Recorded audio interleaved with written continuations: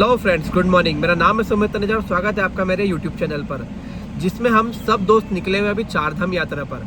अभी तक हमने कवर कर चुके हैं अपना यमुनोत्री, उसके बाद गंगोत्री और केदारनाथ। अब हम लोग आगे निकल रहे हैं बद्रीनाथ के लिए, जो कि सफ़र होगा सिर्फ और सिर्फ 300 किलोमीटर का, जिसमें हम लोग आपको कवर करके दिखाएंगे त्रियोगी नारायण मंदिर, हनुमानगढ़ी।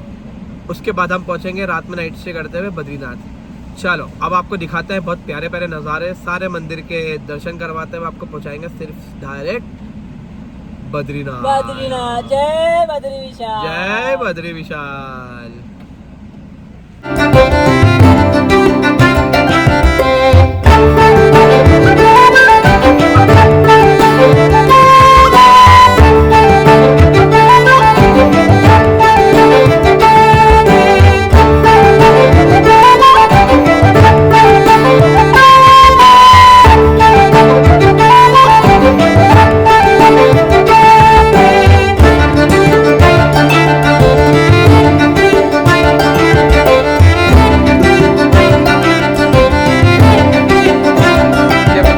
त्रियोगी नारायण मंदिर, जहाँ पर भोले बाबा और पार्वती माता जी की शादी हुई थी। आपको अंदर लेकर चलते हैं और नज़ारा दिखाते हैं अंदर का। भगवान की मूर्ति अगर दिखाने दी उन्होंने, अगर अंदर मोबाइल अलाउड हुआ तो बिल्कुल दिखाऊंगा। यहाँ पर हम लोग चालान नहीं कटवाने वाले हैं। ये हम लोग आ चुके त्रियोगी नारायण मंदिर के अंदर। यहाँ पे आकर नज़ारा देख सकते हो। आप लोग पूजा करवाना चाहते हो या शादी करवाना चाहते हो तो शादी भी होती है, पूजा भी होती है। शादी करवाने के लिए मात्र 30,000 रुपये का खर्चा आता है, जो भी पंडित जी की दक्षिणा होती है, और 1100 रुपये अंदर हवन कुंड के लिए लगते हैं। उसके अलावा बाकी आप कितने लोग लेकर आते हो, बारात निकालना चाहते हो, बारात भी निकालना अलाउड है, कोई इशू नहीं है। हम लोगों ने भी प्रसाद ले लिया और हम लोग भी जा रहे हैं अब अंदर मंदिर के दर्शन करने। अगर मोबाइल वहाँ पर ले जाना अलाउड हुआ तो बिल्कुल लेंगे, अगर नहीं हुआ तो सॉरी, अंदर का फ़ोटो वीडियो शूट्स नहीं मिल पाएगा। मेरे घर वालों ने बोला, रजत को बोला यहाँ पर अच्छे से प्रार्थना करें, जल्दी से इसकी भी शादी हो जाए। जो जल्दी चश्मा उतार दे, फोटो वोटो खींचेंगे बढ़िया तेरी आगे लड़की वालों को भेजने के लिए। हम लोग यहाँ से मंदिर के अंदर जा रहे हैं। हाँ ठीक है, इसमें स्नान होता है। हाँ ठीक है, ये रुद्रकुंड है इस साइड, इसमें भी स्नान होता है। इसमें भी स्नान होता है। आगे है विष्णुकुंड, आगे विष्णु कुंड है। विष्णुकुंड में आसमान होता है, आसमान होता है। हाँ ये स्थान है त्रियोगी नारायण। हाँ त्रियोगी नारायण का मतलब है कि यहाँ पर तीनों लोगों को जीतने वाले भगवान नारायण विष्णु हैं, जिन्होंने राजा बलि को छला था। क्यों छला था कि राजा बलि 99 यज्ञ कर चुका था, 100 यज्ञ पूरा करता वो इंद्रासन को जीत लेता। तो सभी देवताओं में खलबली मच गई कि राजा बलि इंद्रासन जीतेगा तो सबकी दुर्दशा हो जाएगी। सब देवता यही भगवान नारायण के पास पहुँचे, बोले महाराज राजा बलि इंद्रासन जीतेगा तो सबकी दुर्दशा कर देगा। भगवान नारायण ने सबको समझाया कि तुम अपने स्थान बैठे रहो, राजा बलि तो बड़ा दानी है, मैं भी जाके कोई दान ले लूँगा। तब भगवान नारायण ने यहीं पर माता अदिति के गर्भ से जन्म लिया और 52 अवतार जानते हैं, छोटा, और ब्राह्मण का वेश बना के राजा बलि के पास पहुँचे। बोले महाराज मैंने सुना कि आप बड़े दानी हैं, मुझे भी कोई दान दीजिए। राजा बलि ने सोचा कि ब्राह्मण है, अन्न मांगेगा, धन मांगेगा, सोना चांदी मांगेगा और क्या मांगेगा। भगवान ने कहा अरे मुझे तुम्हारा ये ऐसा कुछ नहीं चाहिए, मुझे 3 पग पृथ्वी चाहिए, 3 पैर रखने के लिए पृथ्वी चाहिए। राजा बलि बोला महाराज कहीं पर भी आप ले सकते हैं। भगवान ने कहा अगर देना है तो मुझे संकल्प करके दीजिए। तो जब संकल्प करने लगे ये लोटे पर जो है टोटी होती है ना, जल डालती है, तो राजा बलि का गुरु शुक्राचार्य जो वहाँ बड़ा चतुर था, वो मक्खी के बेस में वहाँ बैठ गया। वो बैठा कि हाथ में जल न पड़े, संकल्प अधूरा हो जाएगा। भगवान ने ऐसा एक तिनका निकाला, वो टोटी में ठोक दिया। वहाँ शुक्राचार्य की आँख निकल गई। शुक्राचार्य जी जो है जमीन में उतरे, बोले महाराज मुझे क्षमा कीजिए। भगवान ने कहा कि तेरे लिए यही क्षमा है तो अपने स्थान बैठ जा। फिर संकल्प होने लगा। तो संकल्प होने के पश्चात फिर शुक्राचार्य जी बोले, अरे राजा जरा सोच समझ के दान करना, ये कोई छोटी बात नहीं है। राजा बलि ने कहा मैंने जो वचन कर दिया तो कर दिया। फिर जब संकल्प हो गया है उसके पश्चात भगवान ने अपना विराट रूप यहीं पर बताया, मैं तो ये हूँ। एक पक्ष से स्वर्गलों को डर लिया, दूसरे पक्ष से विष्णुओं को कि राजा बलि तीसरा पक्ष कहाँ रखो कि महाराज मेरे पास कोई स्थान नहीं है, मेरे सिर में रखिए। तीसरे पक्ष से राजा बलि को पाताल पहुँचाया, वही नारायण है। तो जहाँ से राजा बलि को पाताल पहुँचाया वहाँ भगवान नारायण का स्थान है। ये जल जो है भगवान के चरणों से वहीं से निकलता है। वो आपने पहले तो देखा होगा, नहीं तो सुना है, हरद्वार के पास कंठल है, वहाँ पर दक्ष मंदिर है। वहाँ पर राजा दक्ष ने जब यज्ञ किया तो वहाँ पर शंकर भगवान का भाग न लेने से वहाँ पर सती हो गई थी। फिर दोबारा जन्म इसी स्थान पर राजा हिमांचल थे, पार्वती राजा, उनकी पत्नी थी माता मैना। तो माता मैना के पुत्र से सती ने दोबारा जन्म लिया, पर्वतराज के पुत्र होने से पार्वती नाम पड़ा। तो यहाँ पर गौरी गुफा है, वहाँ पर पार्वती मैया ने कई वर्षों तक तपस्या की है। क्यों की है? कि शंकर भगवान की प्राप्ति के लिए। जब शंकर भगवान की प्राप्ति हो गई है तब राजा हिमांचल ने अपनी पुत्री पार्वती का कन्यादान करके शंकर जी को इसी स्थान पर दिया है। उस समय राजा लोगों ने मोर मोती सोना चांदी का दान किया था। अब कलयुग है, मोर मोती का है। मोर मोती की जगह हर कोई अपने परिवार की तरफ से ये चावल ही यहाँ पर मोर मोती गिरा जाता है। ये अन्नदान यहाँ पर सबसे बड़ा होता है। तब से यहाँ पर देखने के लिए 4 कुंड हैं। 2 में स्नान होता है, ब्रह्म कुंड, रुद्र कुंड में, विष्णु कुंड में आगमन किया जाता है। जो पूजा में जाता है जल और हर बीमारी के काम में आता है वो विष्णु कुंड का जल। चौथा ये सरस्वती कुंड है, यहाँ पर जिसके माता पिता सास ससुर गुजर जाता है जो तिलकुश द्वारा तर्पण दिया जाता है। फिर अंदर भगवान नारायण लक्ष्मी सरस्वती का दर्शन है और वहीं पर शंकर पार्वती ने सप्तपति फेरा लगाया है। तो उस समय गणेश जी नहीं थे, भगवान नारायण विष्णु को पार्वती ने अपना भाई माना, पार्वती का भाई विष्णु हो। तो विष्णु को साक्षी करके वहाँ पर शंकर पार्वती ने सप्तपति फेरा लगाया। तो वो आगे उस समय देवताओं की शक्ति द्वारा जलाई गई है। जब कलयुग का समय आ गया उसमें अग्नि कम होने लगी तो देवताओं ने ऋषियों ने मिलकर उसमें लकड़ी चढ़ाना शुरू किया। तब से ये दोनों लकड़ी द्वारा जलती है, हमेशा इसमें हवन होता है।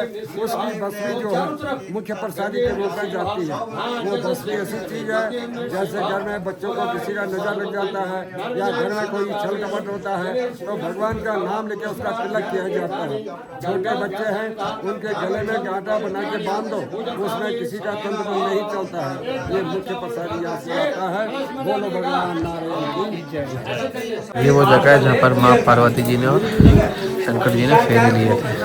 यहाँ पे अंदर मोबाइल अलाउड नहीं है, बट मैं आपको बाहर से फिर भी दिखा रहा हूँ।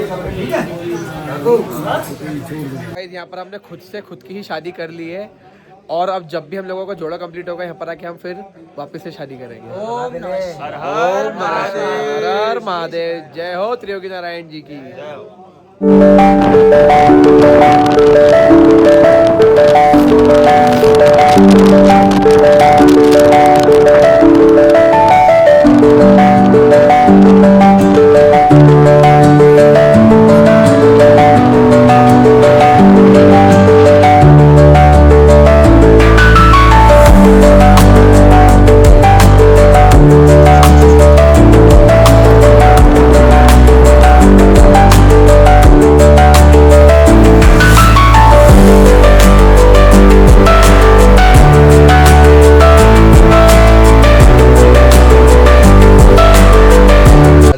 Good morning. सुबह की बज रही है 6:30 और कल रात को हम लोगों ने नाइट स्टे किया था करण प्रयाग में और अब हम लोग निकल रहे हैं डायरेक्टली बद्रीनाथ के लिए।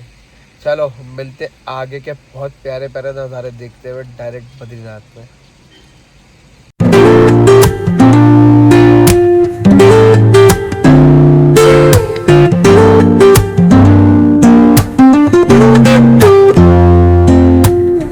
Woke up late, missed the morning glaze, but the sunlight hits in so many ways.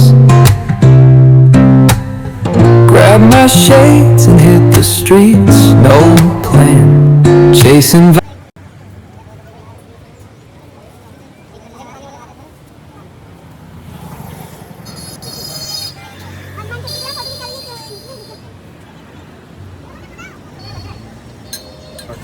सुदे बदली महासुख विजय अपने हनुमान चालीसा हुई ताकि गोड़ी सा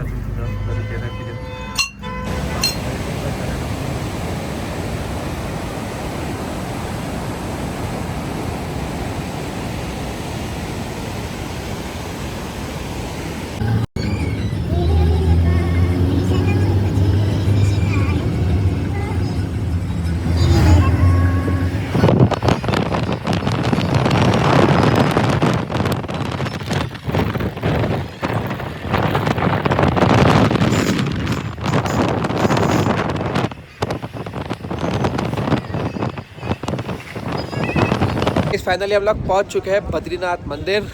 अब यहाँ के आपको दिखाते हैं प्यारे प्यारे नज़ारे और आपको करवाते हैं बद्री विशाल जी के दर्शन। जय बद्रीनाथ। जय बद्री विशाल।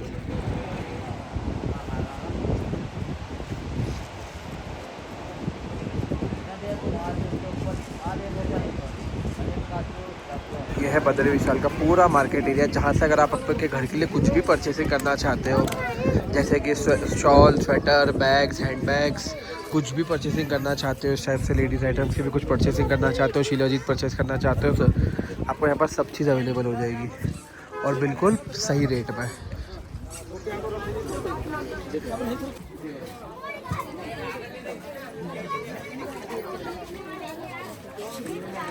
तूने भी ले ला काढ़ा।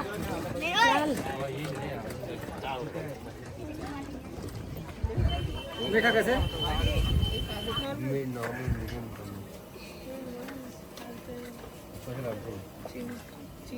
चीनी हाँ, ऊपर से शक्कर डालते ना। तो गाइस फाइनली हम लोग पहुँच चुके हैं बद्रीनाथ टेम्पल। आप मंदिर पे भीड़ देख सकते हो, कितनी ज़्यादा हो रही है।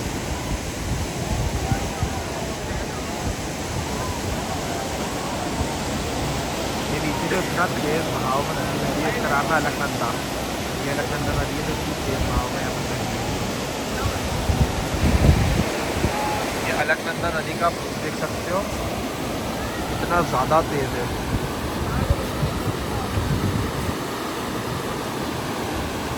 हर बार इंसान यहाँ पर स्नान करता है। पिछली बार हम लोगों ने भी सामने के साइड स्नान किया था, बट इस बार तो बिल्कुल भी पानी का प्रभाव ऐसा नहीं है कि यहाँ पे स्नान कर पाए। बहुत तेज़ पानी का प्रभाव है इस बार। ये पीछे है जस्ट, इसके पीछे है माना गाँव। वहाँ से बह रही है सरस्वती नदी और वहीं की वहीं लुप्त हो जाती है, और फिर वहाँ से आगे अलकनंदा बन के आगे चलती है। हम लोग सरस्वती नदी पर नहीं जाएंगे क्योंकि हम लोग बहुत ज़्यादा लेट हो रहे हैं। हम लोगों को रिटर्न इंदौर के लिए निकलना है। फाइनली हम लोग पहुंच चुके हैं बद्री विशाल मंदिर, जिसके पट अभी हो चुके हैं बंद, जो कि बंद होते हैं 2 बजे से लेकर 3 बजे तक। अब 1 घंटा पट बंद रहेंगे, उसके बाद हम लोग जाएंगे दर्शन करने। तो ये बद्रीनाथ का तपोवन कुंड है, इसमें जेंट्स के लिए पूरा अलग है और लेडीज़ के लिए पूरा अलग। एक कुंड इधर भी है जो कि बहुत ज़्यादा गर्म होने वाला है, ये आप देख सकते हो। बहुत तपने वाला कुंड है, बहुत ज़्यादा गर्म कुंड है ये। और जस्ट पास में बह रहा है बिल्कुल बर्फीला पानी अलकनंदा का, आप ये देख सकते हो। एक कुंड ये है, ये कुंड अभी फिलहाल हाल भरा है तो बहुत ज़्यादा गर्म है, इसलिए कोई उतर नहीं पा रहा है इसके अंदर। ये डेली खाली होता है और डेली वापस से भराता है। बद्री विशाल की जय।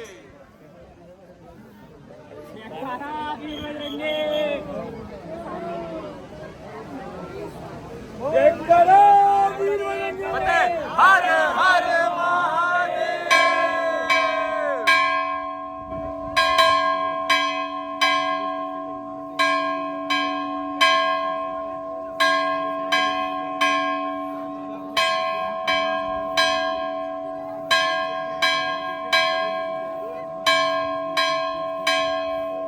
ये आप देख सकते हो बद्री विशाल जी की ध्वजा।